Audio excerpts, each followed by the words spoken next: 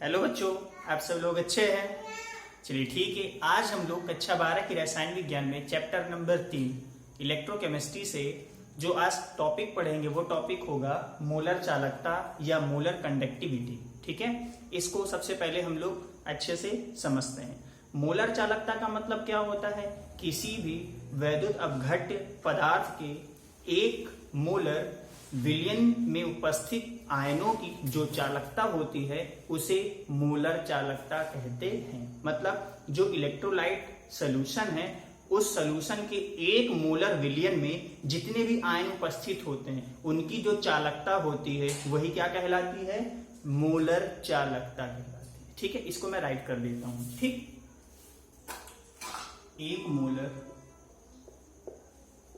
Electrolyte या वैद्युत अपघट्य right कर देते हैं। एक मोलर वैद्युत अपघट्य विलयन में उपस्थित आयनों की चालकता मोलर चालकता कहलाती है।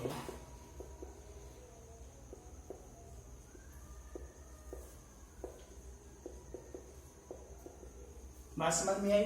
ठीक है, जो वैद्युत अपघट्य विलयन होता है उसके एक मोलर में जितने भी आयन उपस्थित होते हैं उनकी जो चालकता होती है वही क्या कहलाती है? मोलर चालकता कहलाती है। ठीक, या इसको हम और भी दूसरे शब्दों में कह सकते हैं, या एक मोल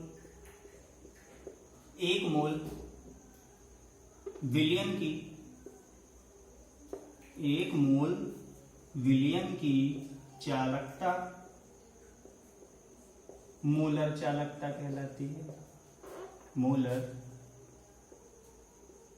चालकता कहलाती है। बात समझ में आई? ठीक है, या तो हम ये कहें कि इलेक्ट्रोलाइट विलयन के एक मोलर में उपस्थित आयनों की जो चालकता हो तो मोलर चालकता कहलाती है, या इलेक्ट्रोलाइट विलयन के एक मोल विलयन की जो चालकता होती है वो मोलर चालकता कहलाती है। ठीक है, इसको किससे रिप्रेजेंट किया जाता है? ये दिखाई दे रहा है ना, इसको कुछ लोग डेल्टा एम भी बोलते हैं। ठीक है, ये क्या होता है? ये ऐसे होता है और इस पे एम लगा होता है। ये होता है मोलर कंडक्टिविटी को रिप्रेजेंट करने वाला सिंबल। ठीक है, चलिए इसको हम थोड़ा सा समझते हैं। ओके, देखते हैं। मान लिया एक इलेक्ट्रोलाइट विलयन है। ठीक है, एक इलेक्ट्रोलाइट विलयन है। किसका इलेक्ट्रोलाइट विलयन है? मान लेते हैं NaCl का है। किसका है? सोडियम क्लोराइड का इलेक्ट्रोलाइट विलयन बना है। ठीक है, इसकी जो सांद्रता है वो कितनी है? 1m है।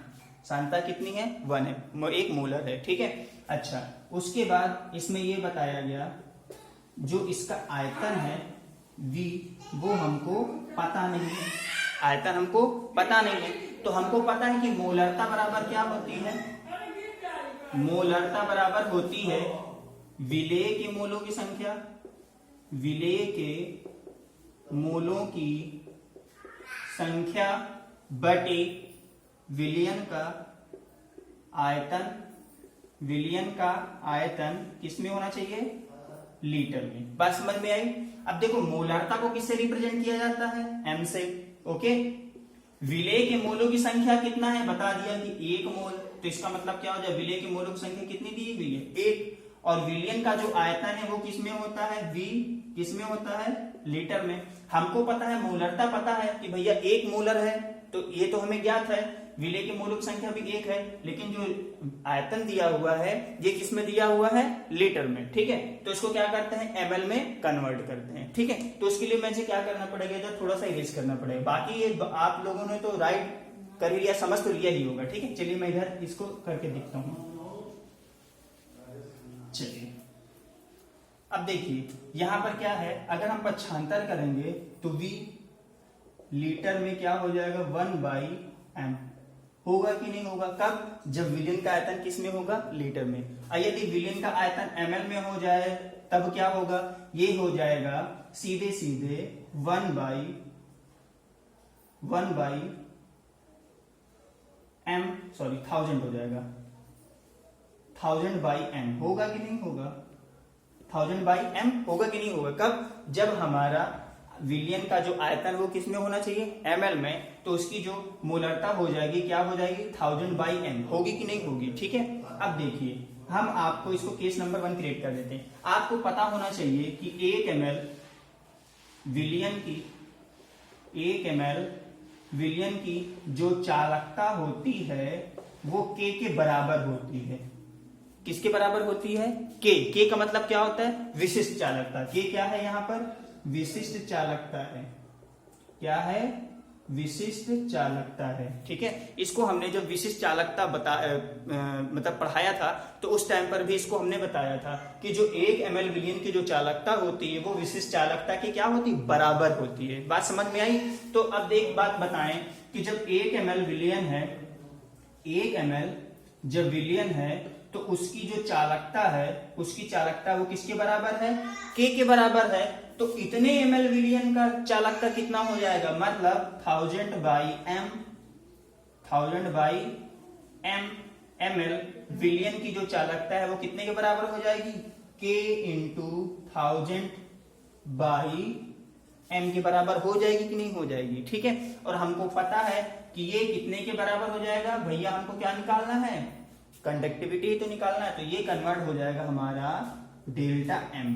इसमें कन्वर्ट हो जाएगा डेल्टा m बराबर क्या हो जाएगा? K × 1000/m। ये है हमारा मोलर कंडक्टिविटी या मोलर चालकता का फॉर्मूला। ठीक है। अब देखिए इसको क्या है? मोलर कंडक्टिविटी या मोलर चालकता का जो फॉर्मूला है इसको मैं यहाँ पे राइट कर रहा हूं।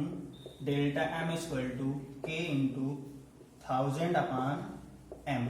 अब इसके बाद देखते हैं जहां पर ये डेल्टा m क्या है? ये है विलयन की मोलर चालकता। क्या है? विलयन की मोलर चालकता। ठीक। अब उसके बाद m क्या है? ये है विलयन की मोलरता। क्या है? विलयन की मोलरता। ओके। अब यहां पर जो K दिया हुआ है ये क्या है? विशिष्ट चालकता। ये क्या है? विशिष्ट चालकता। बात समझ में आई? ठीक है। अब आज की वीडियो में सिर्फ और सिर्फ मोलर कंडक्टिविटी के बारे में डिस्कस करेंगे क्योंकि इसके बाद जो टॉपिक होगी वो थोड़ा बड़ा हो जाएगा। ठीक है। तो आज केवल और केवल मोलर कंडक्टिविटी ही मैं आपको बताऊंगा। ठीक है। इसके बाद जो नेक्स्ट वीडियो होगी उसमें इसके आगे मतलब हम लोग चलेंगे कि जब इनफाइनाइट मतलब अनंत अनुता पर इसकी क्या प्रोबेबिलिटी होती है। ओके। तो मुझे उम्मीद है आप लोगों को ये समझ में आ गया होगा। अगर आप लोगों को कोई प्रॉब्लम होती है तो आप मुझे कमेंट करके बताइएगा। ओके बेटा, मिलते हैं नेक्स्ट वीडियो में। तब तक के लिए बाय बाय।